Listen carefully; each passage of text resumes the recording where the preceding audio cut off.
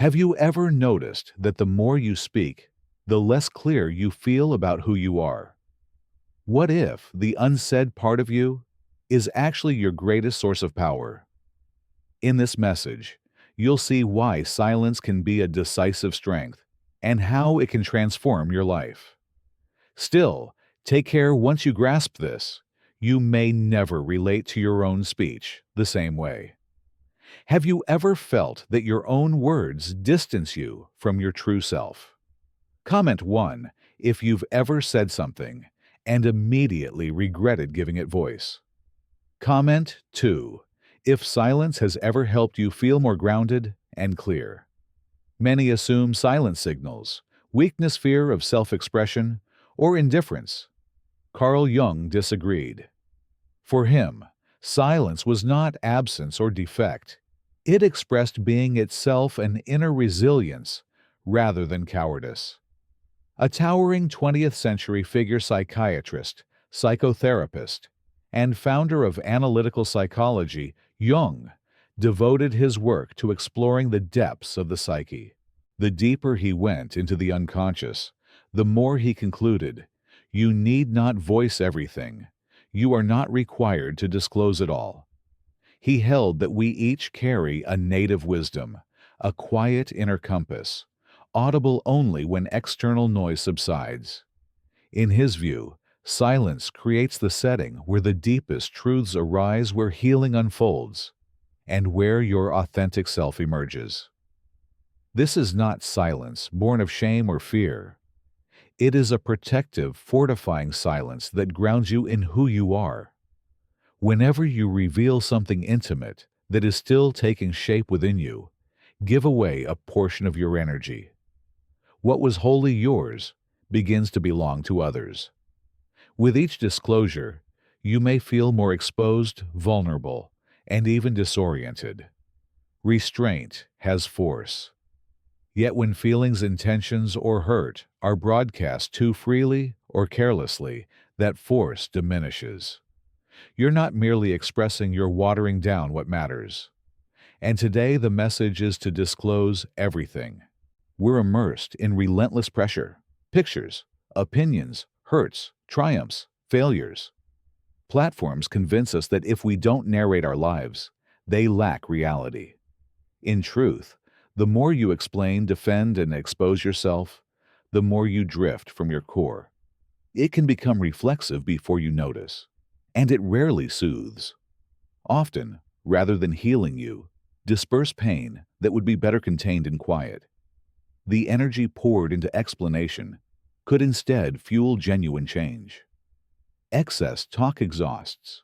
Overexposure depletes. A process meant to heal turns into a one-way performance. Ask yourself, are you speaking to be understood, or because you don't know where else to place your feelings? What drives your need to speak, clarity or confusion? Comment 1 if you speak to make sense of your emotions. Comment 2 if you've learned that silence sometimes offers deeper answers than talking ever could. First lesson: language discloses more than you imagine. Each personal revelation leaves an imprint, not only on those who hear you. Words can mold what is still nascent within you. Yet, if you speak prematurely, you can accelerate a process that requires quiet to ripen. Have you ever blurted something and then sensed a loss, an idea, emotion, or promising plan suddenly seeming hollow? That is dispersed energy. Second lesson: what remains unspoken can gather strength. There is latent power in intentionally withheld disclosure, not from fear, but from discernment that ripens into maturity and resilience. Sometimes moments carry more meaning when lived privately, without public display. Silence functions like a cocoon. What you shelter there grows robust. Third lesson: craving approval weakens you. The subtlest toxin is speaking to seem right or to harvest praise merely for recognition. Speaking simply to confirm you're being heard leads you away from authenticity. When you talk in anticipation of applause, you begin reshaping your emotions to suit others' comprehension. At that point, your strength no longer belongs to you. It hinges on external validation, and that is risky. Reflect, how many times have you over-explained to gain understanding, only to feel more bewildered? How often has quiet brought you clarity instead? If these insights resonate, pass this along to someone who could benefit. You might help spark a new awareness. Fourth lesson: over-talking depletes the soul. This fatigue isn't physical or mental, it's spiritual. It's the weight you feel after sharing too much with the wrong audience at the wrong moment. Have you noticed it walking away from a conversation feeling diminished? That is the feeling in question. That is emotional burnout. When you voice pain before you're prepared, you reactivate the wound. You re-experience what was still in recovery, and rather than relief, you are left hollow. Fifth lesson: not all people merit entry to your pain. Your story is sacred. Not every listener is reverent. Some are merely curious, others judgmental, and some resentful. If you disclose too much to someone unprepared, you risk a second injury their response. Guarding your pain is prudence, not selfishness. It is not indifference. It is self-care. Your feelings do not require public acknowledgement to be valid. Sixth lesson: genuine transformation unfolds in quiet. The most consequential shifts do not occur in clamor, not in posts, debates, or grievances. They arise in solitude. It takes place within, in the stillness of your space when no one sees. There, you reconstruct your life. That is where change is real. Carl Jung likened transformation to alchemy: gradual, interior, potent, and discreet. As a seed requires darkness, becoming also needs silence. Honor your process. Safeguard what is forming. Do not unveil it prematurely or expose what is still delicate. What is precious requires time and, above all, quiet. Clarification needed. This passage reads: Potassium saw the human soul as a field for change. Do you mean Carl Jung or another figure here? I'll paraphrase the rest of the paragraph around this unclear term, without altering the intended meaning once you confirm. In the meantime, he viewed inner growth as a kind of alchemy, the old art of turning base metals into gold, conducted privately, not publicly, in a hidden workshop. Jung held that we undergo a comparable conversion, not of metals, but of the self. Our fear is refined into courage, pain into wisdom, and shadow into light, and the crucible is silence. Silence is not a void. It is a consecrated interior laboratory where transformation occurs. When you cease speaking, you can genuinely listen not to the world's noise, but to your own voice, the truth long hidden beneath disorder. You start sensing what genuinely matters and discerning what requires healing. In that quiet, the need to justify, explain, or prove yourself falls away, because change is already underway within. You are growing, consolidating strength, sharpening focus, and gaining inner direction. This is soul alchemy, subtle, profound, and forceful. Best of all, authentic change becomes visible on its own. Once you become gold, your light radiates without announcement. Such is silence when practiced in earnest. Silence is more than defense. It is care for the self. It is a message to yourself: I respect myself. I listen to my own voice. I've got my back. Seventh lesson: if you rush to speak while emotions surge, you can disrupt a process still developing within. How often have you vented only to feel worse, more exposed, misunderstood, and depleted? Frequently, the true need was not another's ear, but your own compassionate holding. Eighth lesson: solitude provides the arena in which you meet your truth, a setting free of filters, spectators, and judgment. There, clarity emerges. You distinguish what is authentically yours from what has been imposed. That recognition is potent, for only those who grasp their pain at depth can deliberately transform it. Ninth lesson: certain hurts must mature in quiet before they yield wisdom. Speaking too early resembles harvesting unripe fruit. What emerges is not nourishment, but waste.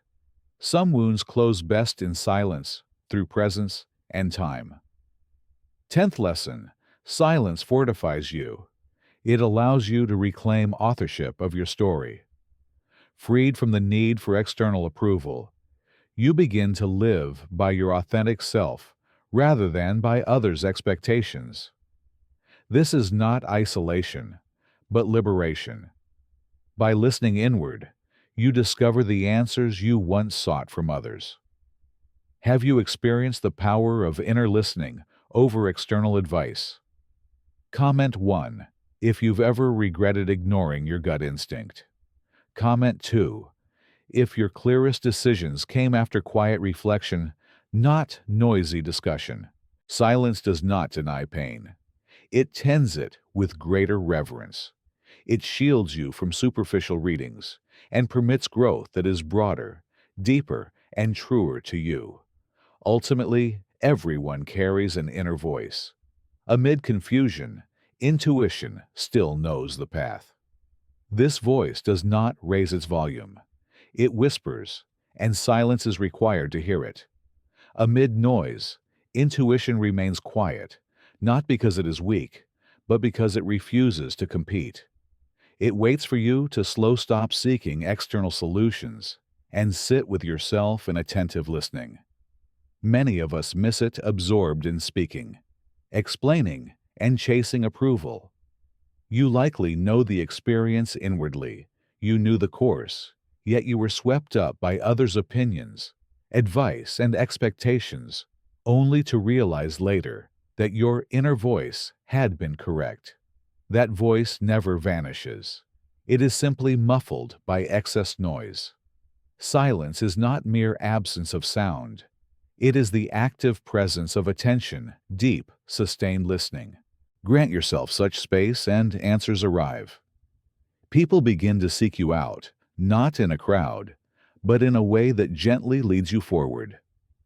Inner conflict cannot be solved through talk alone. It is met through quiet. In that stillness that appears empty, understanding takes root.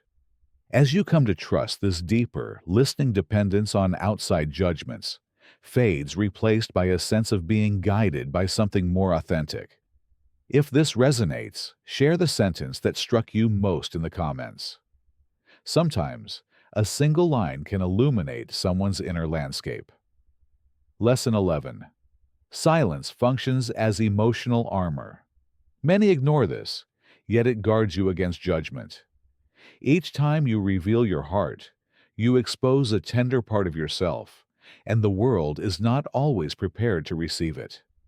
Some people listen to comprehend, while others listen to fault-find, distort your meaning, or cause harm. Over time, such responses can cut more deeply than the issues you began with. Not everyone is entitled to your private struggles and uncomfortable truth, but a truthful one. Some inquire out of courtesy, others out of curiosity, and some to soothe their own egos. If you share without limits, you invite careless handling of what is most precious in you. Not every hurt must be disclosed. Not every success requires broadcasting. Not every doubt must be spoken. Lesson 12. Restraint in speech often deepens feeling. As your emotional life deepens, it becomes easier to recognize who genuinely remains with you.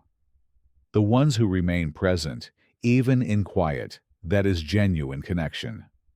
Silence sifts out superficial ties and reinforces meaningful bonds. The focus shifts from your narrative to the people who honor your authentic self. Here is what emotional self-protection looks like. You are not obligated to explain yourself or defend your emotions. Often, the safeguard lies not in speaking, but in withholding. By meeting provocation with silence, you remove another's leverage over you. You exit their dynamic. Declining to react can unsettle those who expect your response, because silence commands respect as well. Lesson 13. Silence restores your agency. The instant you choose to contain your feelings, you reclaim authority over them. You become less predictable. You refuse to be vulnerable before those who do not appreciate you. More crucially, you begin to protect something sacred, your inner calm. Those who truly know you realize you need not voice everything. What is essential is often known beyond language. Others can honor your quiet. If someone withdraws simply because you've spoken less, they were not meant to remain. Silence does not repel the sincere. It clarifies and removes what is extraneous. Safeguarding your emotional world is not about isolation, but about limits. Those limits communicate, "This is my space." Only those who understand silence can enter. Not everything requires expression. What is true endures regardless. You are the guardian of your own mystery. This may seem simple, yet it is a core principle of emotional resilience. Power is not exposure for its own sake, nor indiscriminate openness. Real strength is found in what you preserve, tend and honor in quiet. Culture often misreads silence as frailty, imagining the quiet person is avoiding retreating or merely passive. Here is the reality: silence requires courage. It is a decision available only through self-control. To remain quiet while emotions surge, to choose stillness, while pain cries out, or anxiety presses you to unravel the signals, profound maturity. Maturity recognizes that not every moment needs a swift reaction, not every hurt needs articulation, and not every feeling must be displayed. It is the recognition that your inner life is not trivial, unfit to be casually thrown into the world and assumed to be understood. Silence becomes the dialect of a seasoned spirit. It communicates, "I know what I'm feeling. That's enough. I don't need to prove it to anyone. I don't need outside approval to confirm what's already true inside me." As this inner strength matures, the urge to justify yourself fades. Your presence itself conveys what matters. Your calm communicates on its own. Your steadiness reveals your character.